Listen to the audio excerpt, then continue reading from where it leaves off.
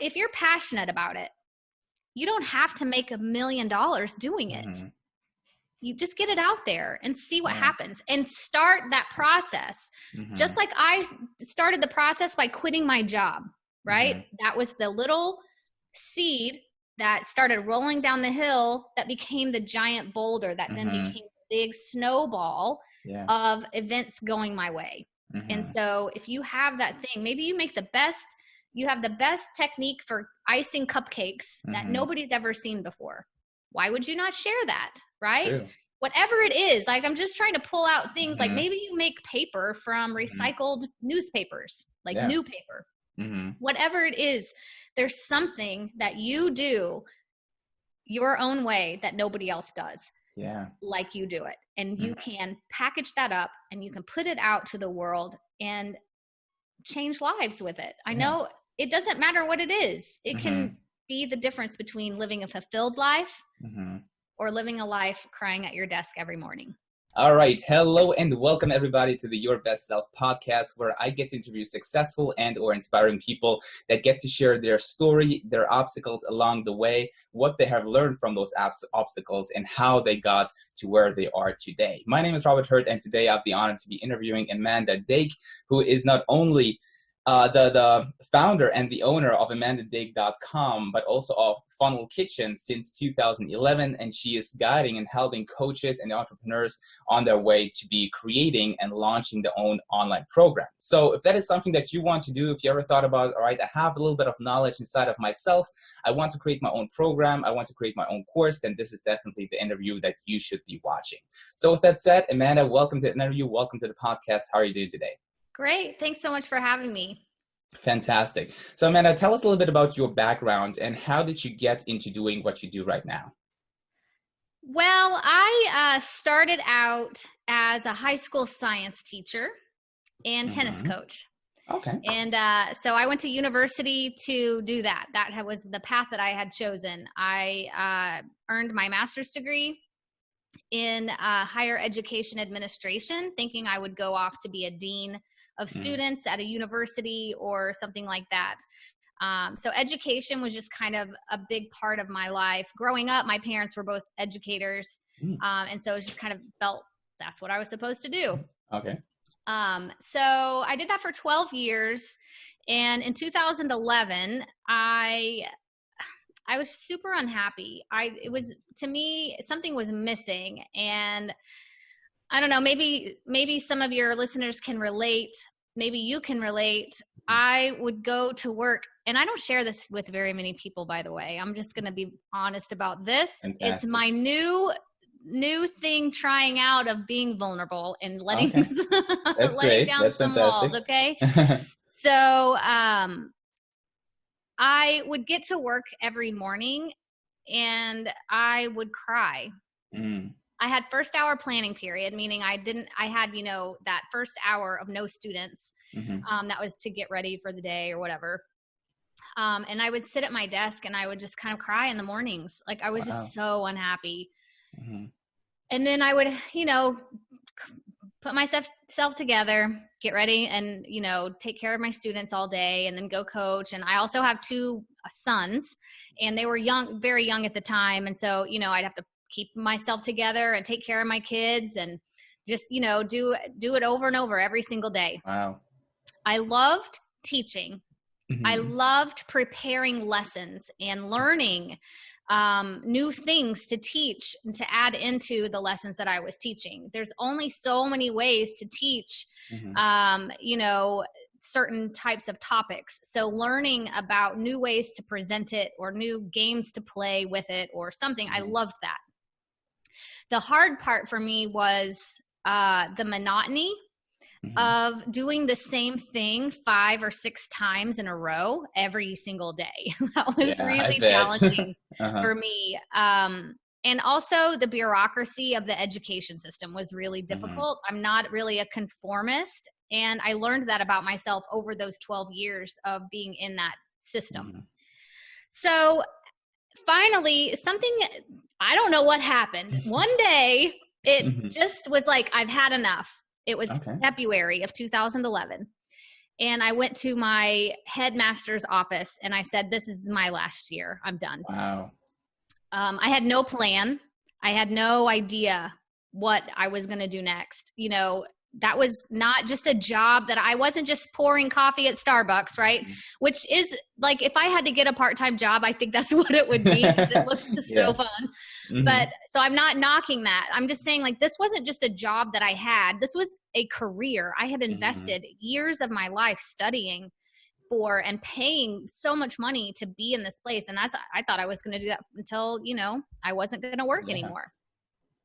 So I had no plan. I just knew this was not it. Like crying in the mornings and, you know, sacrificing time with my kids and really making not very much money for the effort and time and passion that I was putting into everything. I was just done. Wow. So by doing that, by declaring the doneness out loud and saying, okay, I've got to figure something else out, then that's when the doors started kind of opening up. So I was given an opportunity to write curriculum for an online school. Okay. So it was just like this little transition. I was moving out from the physical classroom to a virtual classroom. And that was pretty great. When I left teaching, I started writing from home. I was just writing curriculum and tests and things like that. I really was making the same kind of money, but I had freedom. And that's what I really, really wanted. I wanted to be able to go have lunch with my young boys at that time at their school, or pick them up from school, or all these different things that I wanted for my life at that time. And I got them. But that door led to me learning a lot more about technology and how certain platforms were working. And that I also was very involved in social media just personally, because it was pretty new at that time. So I was like, well, I have this extra time now, and I am really proficient at social media. So I went and decided to find a few clients to manage their social media for them. So back in 2011, I was able to get 4 clients to manage their Facebook. I think Instagram was just getting started about that time. And I'll be honest, my take-home pay as a teacher back in 2011 was $1,500 per month. It was not much. Yeah. It was not much. So for me, all I really needed to replace was that. I wasn't here to get rich. I was just trying to do some things on my terms. And I decided, like, okay, I'm just going to I'm going to post on Facebook for people. And Twitter was really popular. So I was managing Twitter. And then I think Instagram kind of came in. And so I learned that as it was launching. I would do that for the businesses that I worked with for $500 a month. Wow. So I was able to get 4 clients local to where I live and replaced my income almost immediately. Wow. That's amazing. I was able to stop writing the curriculum for the school, the online school. And I really was stepping into my own thing. Like, I didn't have I was so used to having an employer, you know, and maybe a lot of you are like that, where you're just used to having a job. You're used to having a boss, and you're used to being told where to be and when to be there and how much money you're going to get paid for that time. And now I was out of that, and I was creating my own time, my own pay, my own everything. One big transition that was hard and still catches me sometimes is still that time for money trade. Meaning I was used to working 40 plus hours per week for a certain amount of money. So going out on your own, and if you've been in that other place for a really long time, it's a really hard habit to break, I guess, or a mindset to shift out of. If you're charging $500 per client, I was still stuck like, well, I better give them $500 worth of hours. Yeah. It wasn't about my knowledge and my expertise at that time. It was still this time for money trading. Or if they're going to pay me $500, then I need to give them a tangible item back that is valued at $500. So that's been a very big part of my growth. Transitioning out of, like, I'll say even corporate world, like just the employer world, into being self-employed entrepreneur, is breaking that cycle of that time for money kind of thing. Yeah. And it's not easy to do that, right? Sorry to interrupt you. It's not easy because especially if you've been into, the corporate world for 12 years and been doing it over and over again, day in, day out, now breaking out of that and going on your own is obviously extremely hard. And I would love to, get back to that in just a second after you No, we finish can your story. keep going with that. So that's pretty much it. Like I just said, I kept saying yes to opportunities and saying no to other things. And that's when the doors just kept opening. Had I not gone in and told my boss in February of 2011 that I was done, then those other doors never would have been visible to me. And now, because in school systems, the school year doesn't end until May or June. So that meant I had February till June that I still was employed and, showed up and did my job. But it also gave me that leeway to figure out what was next. And so those opportunities were starting to find me, or I was able to see them when I declared, like, I'm done. We're going to do something else. So, but from there, I just kept learning a lot and studying, and found ClickFunnels, which is a software company that Russell Brunson started back in 2014. I found it whenever it basically was brand new. I took a bunch of chances on myself and went to his first Funnel Hacking Live in 2015 and signed up at that time to become a certified partner, which was really different for me to go. I had never been to Las Vegas before. And so I did that. I went by myself to this conference. I'd never been in this marketing space, so I didn't know what to expect. And then investing thousands of dollars in myself and some thing that I was I was like pitched at this marketing thing, but I did it. And that really was a big stepping stone for everything else that's happened. Honestly, I can't, like, everything that's happened has been just this amazing progression of just taking those steps, those leaps of faith, and they've compounded or snowballed over the years. And it's been an amazing journey. Not every decision I've made has been worked out to be what I thought it would be, but I wouldn't say that I've made mistakes, because each one I learned a lesson, if nothing else, and then it led me down a different path. So it's been a really fun journey. But back to the mindset thing, though, it still is something that I help a lot of people with now, and I still have to kind of be reminded, like, no, it's okay to charge a certain amount of money for the experiences that I've had, or the vision that I can hold for others, or for the mistakes that I made, so others don't have to make them. So it's been a pretty cool experience, but it's a constant personal development exercise. That's fantastic. That's fantastic. Thank you so much for sharing your story with us. And I believe that a lot of people can relate to that, going to their job every single morning, and, even like they wake up and already there, it begins that they just don't want to get out of bed. They don't feel like, is it really, what I'm going to do for the rest of my life? So if, you're watching this and you can relate, then, take Amanda for an example that just said, no more.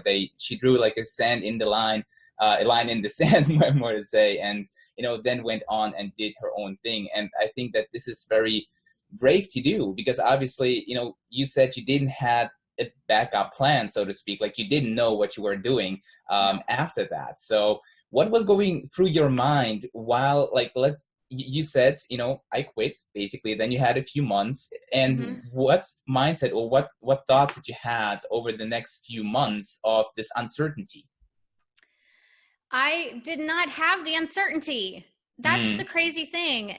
I think if you've ever been in a situation where, especially if you're a parent and you have to really just respond immediately to what's going on, and then later on you can process it and react to what's going on.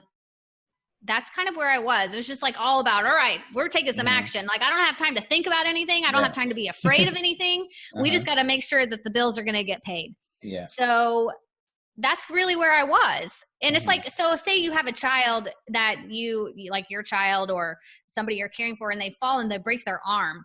Well, you don't sit there and go, oh my gosh, what's going to happen to their arm? They're never going to be able to ride again. And they're never, no, you take them immediately to the doctor and you get it fixed. And later on you can react to like respond or whatever to how you feel about it. So at that time, I didn't have time to feel anything about it. I just was there to find the thing that I was going to do next and go for it. Wow.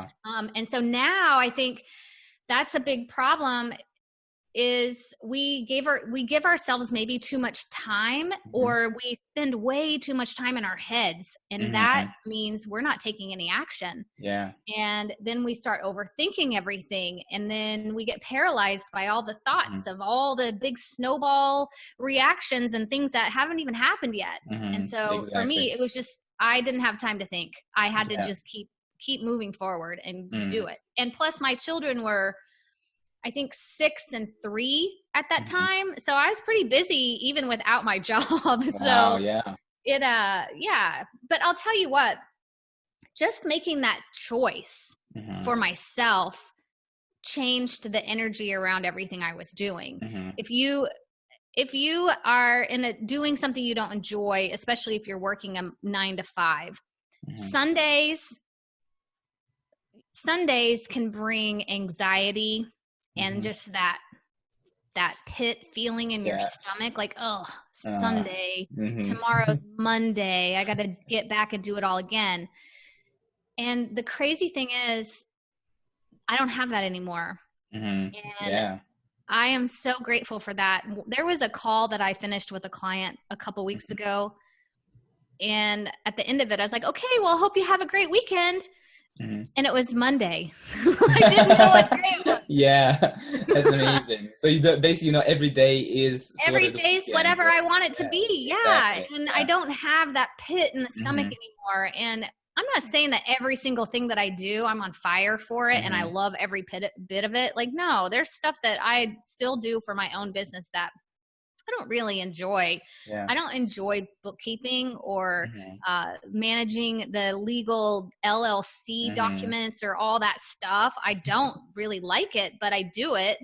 The other stuff makes up for it. I don't have that Sunday night pit in my stomach because the next day is Monday. And I get to, my boys are now going to be 16 and 13. Wow. So it's a huge difference as we're 10 years down the road, but I still get to be present for them. And that was really, really important for me. Yeah. My oldest son plays ice hockey and we travel all over the United States to do that. So I have created the life that I can go with him and that's fantastic. Travel with him at this young age that he is, and do these things together. And it's really, really spectacular. And now I get to help others take the similar journey from doing something, even if you don't not like it, but you know that there's more for your life. You know, you want more freedom. It's not even about the money so much. If you think about what do you want the money for, if you really want to make a lot of money, there's nothing wrong with making a lot of money. Sure. But what do you really want that money for? And I bet you the majority of people will want it because they want to be free. Absolutely. Free to make any choice they want, free to go on any trip that they want, free to go have lunch with wine on a Tuesday. Like, it just is about freedom. And I love to help people find that for themselves. That's fantastic. Yeah, I totally agree that I think that what most people want is the freedom, right? To do basically whatever they want to do in their life and be happy with the choices that they make and have, the possibility to make those choices. And I believe that every single one of us has the choice to do that. And, I loved everything that you said. And I want to quickly go back to the fact that a lot of people, they overthink a lot of things, especially now when they are in this little bubble that they have created of going to a job, and they have built a certain lifestyle around their job, right? Because they can afford a certain lifestyle now. But a lot of people don't have the necessity, I would say, of saying no more, I quit, Yeah. and then going into building their own thing. So would you think or say that it's important to sometimes burn a couple of the boats that you have behind yourself? Yes, it's tough. And, Mm-hmm. even if you're unhappy, your ego, we'll Mm-hmm. say, can tell you like, well, we're comfortable though. Exactly. Our bills are paid. Yeah. You get weekends off, Mm-hmm. and you get a few days off in the summer or for a vacation here and there. Like, you have health insurance, like Mm-hmm. everything's pretty easy. Sure. So why do you need to change? Exactly. And I don't know what the trigger is.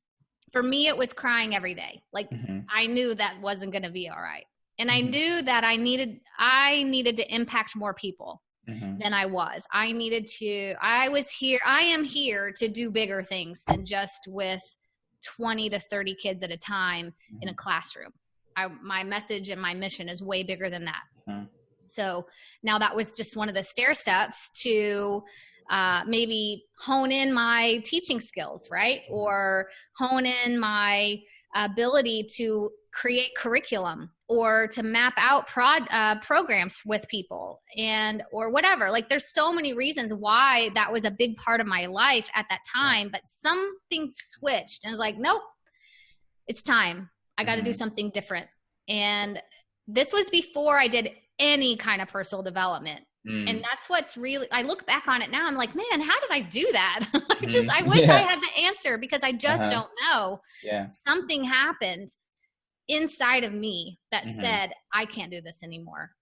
And I wish that I had a book that I read or a conversation with a coach. I didn't even have a coach at that time. Like, that wasn't even a thing for me back then. So I wish I had the answer, like, how will you know when it's time? And you'll just know. You just know. Yeah. You'll just know. Wow, that's fantastic. So then you worked, for for other clients, you did their social media. And is that how you basically, that's how you got to where you are now, right? And what obstacles have you had, during that time? Because obviously you now had to find clients. And by the way, how did you find the clients in the first place? So I found the clients in the first place here locally. So my brother and sister are both very big in the restaurant industry here. And so since they were so connected, they knew some of the restaurateurs that might need my help. And so they really were helpful in helping me getting in front of those business owners to then offer my service to them. And so that really it was just my network. Even as a teacher, not in this digital world at that time, using my relationships and using my relationships sounds like I was using them. Capitalizing on my relationships and being okay with people offering to help me. That's fantastic. And then from there, the challenges I had were, that's when I started personal development. I hired a coach, a mentor of sorts. I worked with him for 4.5, 5 years. And it was like, okay, there's more than this. And that was, so the challenges really were uncomfortable growth because it's not comfortable to basically disrupt your entire psyche about everything you believe about yourself and others and the world around you. And I also personally, I went through a divorce during that time. And that was another situation where it's just, when you know, you'll know. I have had other people ask me like, well, how did you know when it was time to, really split ways? And I wish that I had like, he had done the last straw or had this, I just knew it was time.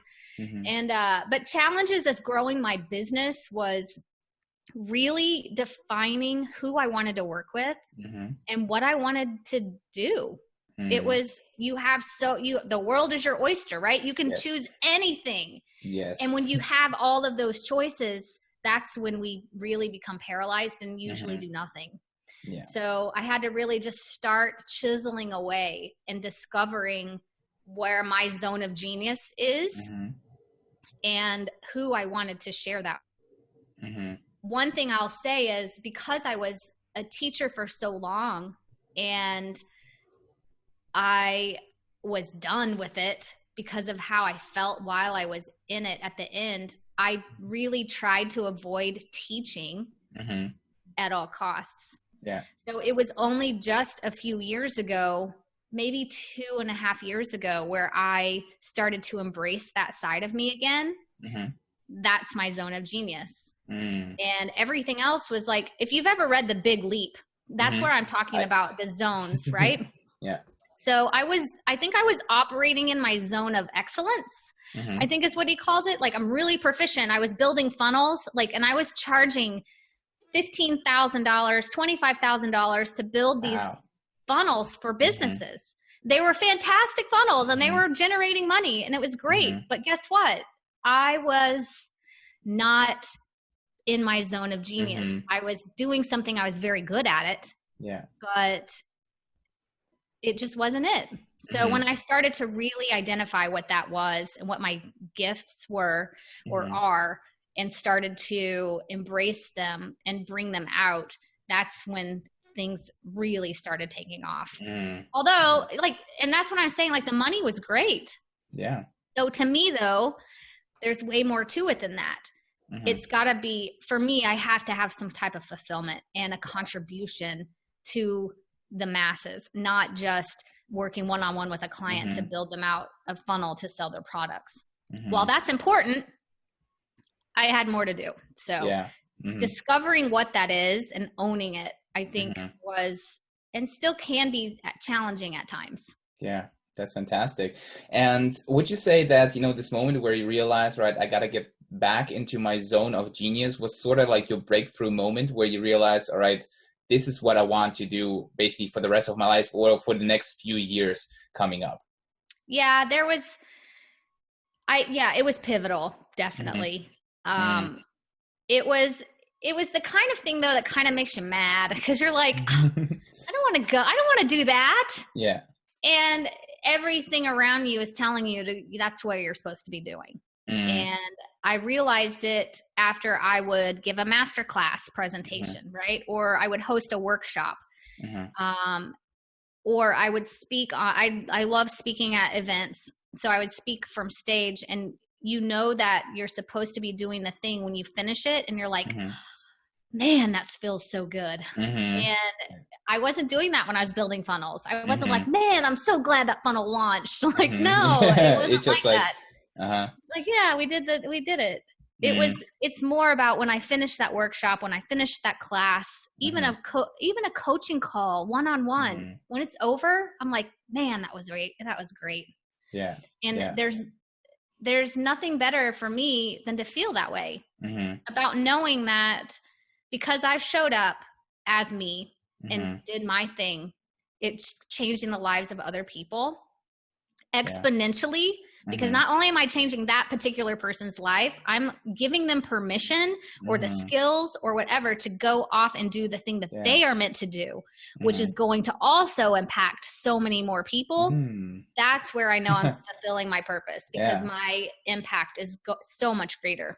That's amazing. Yeah. And I love the fact that, for a lot of people that sort of become more and more successful, that at some point they realize, what is truly making me happy? And most of the time it's truly having a positive impact on other people and helping other people succeed, right? It's very interesting that this is, where the source of sort of happiness is coming from, because, all the money in the world, yes, it's good. I mean, money is great, but in the end, so if you are not happy with what you're doing and you're waking up and you're like, there's this feeling, inside of you that something isn't right, then that there's still something you need to discover in order to do that.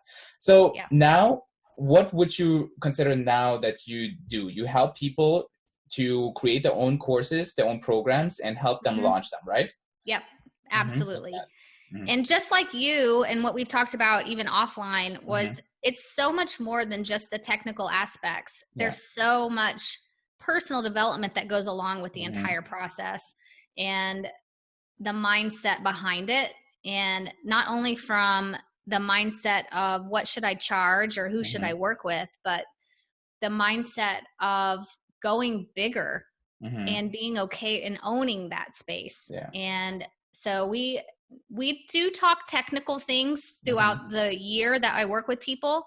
But it's a lot of personal growth as well. I bet, because that would be the next question that I have is, what challenges or obstacles do your clients mainly have when it comes to creating a business or an online program? I think there's a lot of noise out there, and that's the biggest hurdle, is really shutting out the noise and focusing on what it is that you want. We are so used to now going to social media and seeing what other people are doing, and then we inevitably bring it back onto ourselves, like, oh, should I be doing that? Oh, look how great they're doing. Maybe I should be doing that, or whatever, instead of just focused on the thing that we really want to do and being okay with it. We're really used to seeking that external validation or the approval of others.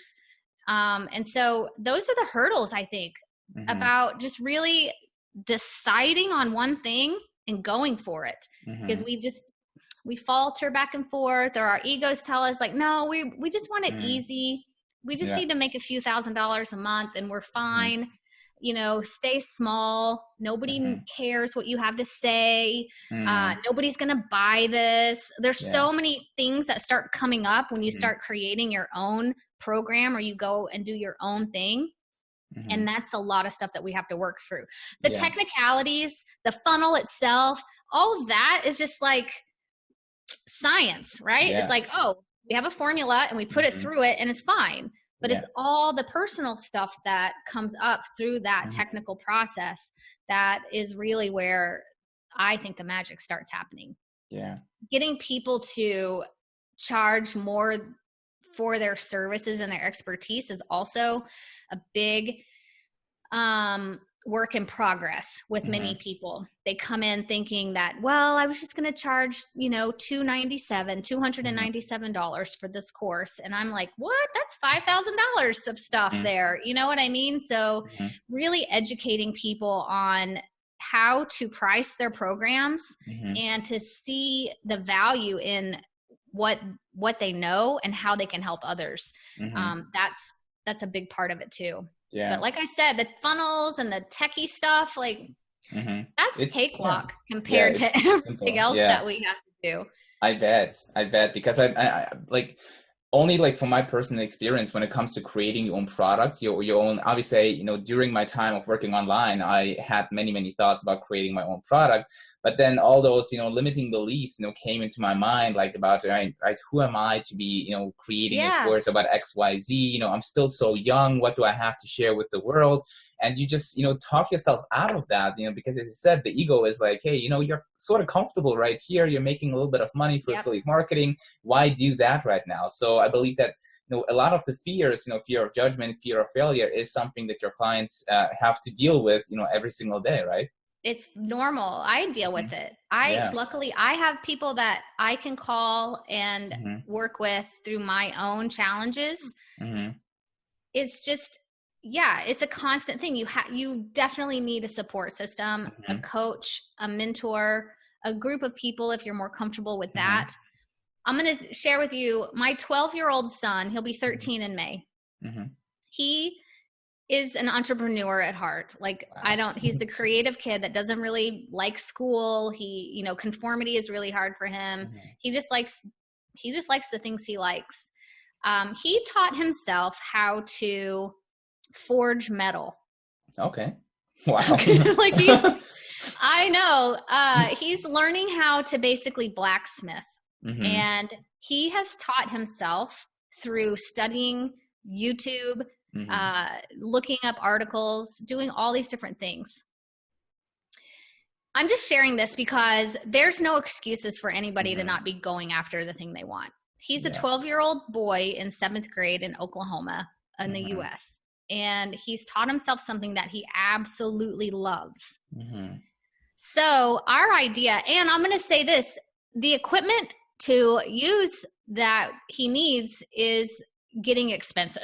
Like, he needs something new every day, it seems like. So I was like, all right, buddy, we're going to figure out a way to help you make your own money to support this passion-y habit thing that he's doing. And I'll also say that he usually creates these ideas and he'll go back and forth, or he'll find something else after a month. But this one's he's been pretty consistent with. Okay. So basically, we've been outlining the premise of a course on how to get started doing blacksmith or forging. Wow. He started with just melting metal. He built this apparatus to take aluminum cans and melt them into liquid and put them into molds. And now he has like little bricks of aluminum all over the place. All of this information is out there on the internet, right? He taught himself how to do this, but he's made mistakes. He's learned some lessons. He's learned the best way for him to do it. And so now we can take that experience. We can take his results. We can package it in a nice little course and sell it. Wow. So if you're doubting that you aren't an expert at anything, I guarantee you there's something that you know how to do and it's very easy for you that others cannot do or is not easy for them, that you could give, that you can sell, package and sell that information. Yeah. So it can be done. And it's not, there's no secret formula other than having the confidence in yourself to do it. Now, for his little course, I think we were just going to sell it for maybe $47 or something, like a no-brainer price. But he's 12. Like, he's not here to do anything crazy with it. And then we decided to add a podcast component to the whole thing. Wow. Because he helped me open my eyes. I'm not a big YouTuber. But we were watching some shows on YouTube that was hooked up to, you know, the big television. I was fascinated by some of these people that he's been studying and watching. It was like, how great would it be to talk to them, right? And ask them questions. So I asked him, like, okay, how many followers or subscribers does that person have? And they have 2 million. Wow. They're out of the UK. I don't even know their names. They're out of the UK, and they forge this certain type of steel and make these beautiful swords and axes. Like, it's like they're weapons, but they're amazing. They're so beautiful. And it's something about the transformation of this like block of metal into something super beautiful that I think that's why my son loves it so much. Yeah. I was like, how great would it be to go talk to them? And I was like, that's when I said, oh, they have 2 million subscribers. That'd be very difficult to talk to that person unless you have a podcast, right? True. Or some way to interview them. Not many people are going to turn down the opportunity to share something about what they do or their journey. So now we're in the process of laying out the outline of a show for himself. Wow. So he's 12. And so I hope that gives everyone a little bit of like encouragement to say, well, gosh, there's really no reason that I'm not doing that thing that I wanted to do. If you're passionate about it, you don't have to make $1 million doing it. You just get it out there and see what happens and start that process. Just like I started the process by quitting my job, right? That was the little seed that started rolling down the hill that became the giant boulder that then became a big snowball of events going my way. And so if you have that thing, maybe you have the best technique for icing cupcakes that nobody's ever seen before. Why would you not share that, right? True. Whatever it is, like, I'm just trying to pull out things like maybe you make paper from recycled newspapers, like new paper. Whatever it is, there's something that you do your own way that nobody else does. Like you do it. And you can package that up and you can put it out to the world and change lives with it. I know it doesn't matter what it is. It can be the difference between living a fulfilled life or living a life crying at your desk every morning. Yeah, I love that. And I think that a lot of people, they simply have no idea, because for them, what they do or what they're good at is so common sense, and it's just so like second nature. It's so easy, right? So they don't realize, hey, I'm an expert at that. Like, I can teach that to somebody, because for them, it's just like so easy, so second nature, that they think that everybody is, good at this. So there's nothing special about me, right? So, as Amanda said, like, you probably have so many gifts inside of you right now that you have no idea that you have, which, it's perhaps time to take out a piece of paper and write down what you're good at and see how you can repackage that, into a course and sell it. Because if you are good at it, and if you are watching and learning, about a certain thing, then there are obviously a ton of other people that are doing the same thing and that would love to learn from your mistakes, from your lessons, and get better at it, right? So yeah, I totally agree, Amanda. So we're getting slowly close to the end of the interview, but I would love to know who inspires you today next to your son, who is obviously doing stuff. Yeah, both of my boys are pretty inspirational. Who does inspire me? That's such a great question. I think the people that I work with inspire me. The courage that they have to even just reach out to someone like me to help them. Yeah. That's a big leap of faith. And it reminds me that I had that once and I still have it now.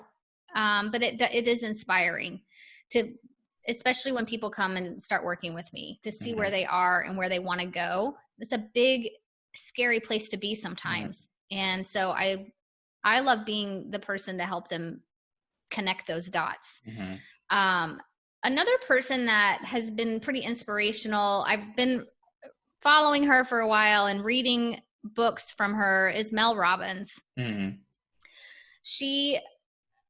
I think she wrote her books just for me they're all written for about things that go on in my head. But for her to share so much of herself in a way that can impact so many people, I am inspired to be more like that.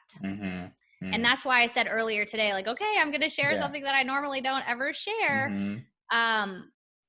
Hoping that by sharing that non-perfect side of myself will inspire others to take some type of action or to rethink the way that they're doing things. And maybe that's my whole purpose here, but it's been coming up a lot for me. Mel Robbins, she shares herself in an authentic way that inspires me to want to do the same. That's fantastic. Just because of the impact it's having on me, listening to her stories and how I can relate to them, I'm holding back so much of that.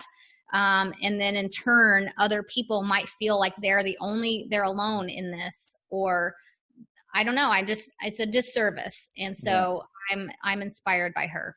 That's fantastic. And I'm glad that you brought up, the point of being vulnerable, right? Because that's the purpose of this podcast and this interview as well. Because I want to show people that even the successful people that are at the top right now, they all started somewhere and they had challenges and struggles and failures that they had to go and grow through in order to get to where they are now. Because sometimes, a lot of people, they see the super successful person out there and they are intimidated by that person. And they think that, they're so incredibly special. And, there's this huge gap between where I am and where they are, that they just see the lag, right? Because perhaps they want to be at the top as well, but they don't know how to get there. And there's just this big gap that they have. And this is what I want to help people see, with this podcast as well, that, everybody started somewhere and they had challenges and they had struggles and fears that they had to go through in order to get to where they are today.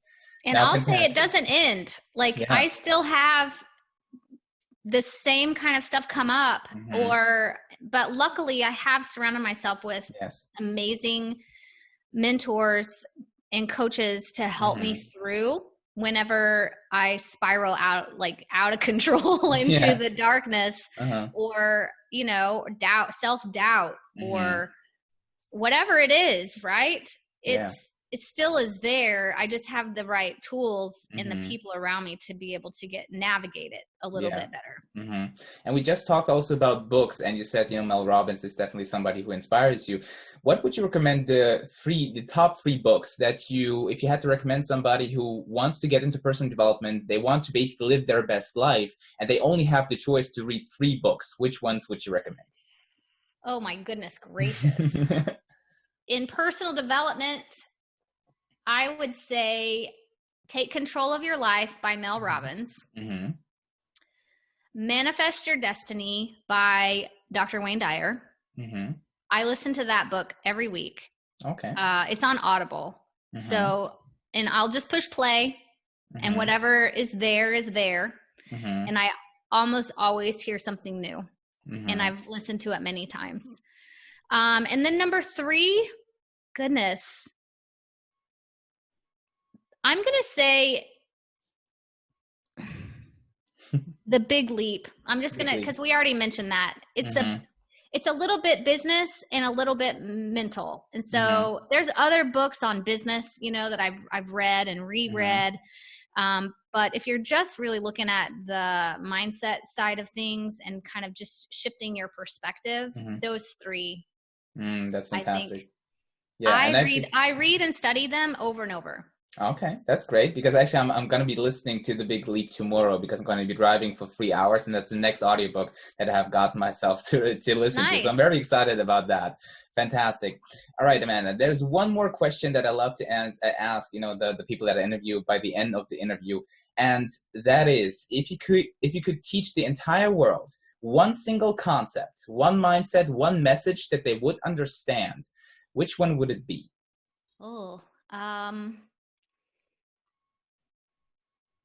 I would teach belief in yourself. I love that.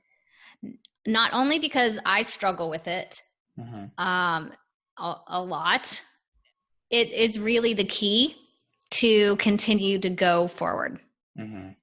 If you don't believe in yourself, I mean, you're not going to get very far.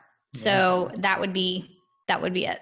That's fantastic. Yeah, I totally agree with that. I think believing in yourself is probably one of the most important things on the journey to live a happy life, right? Because if you don't believe in yourself, then as you said, you will not get that far. All right, Amanda, if people want to know more about what you do, how can they find you? How can they contact you if perhaps they want to have your help on creating their own course or program or whatever it is?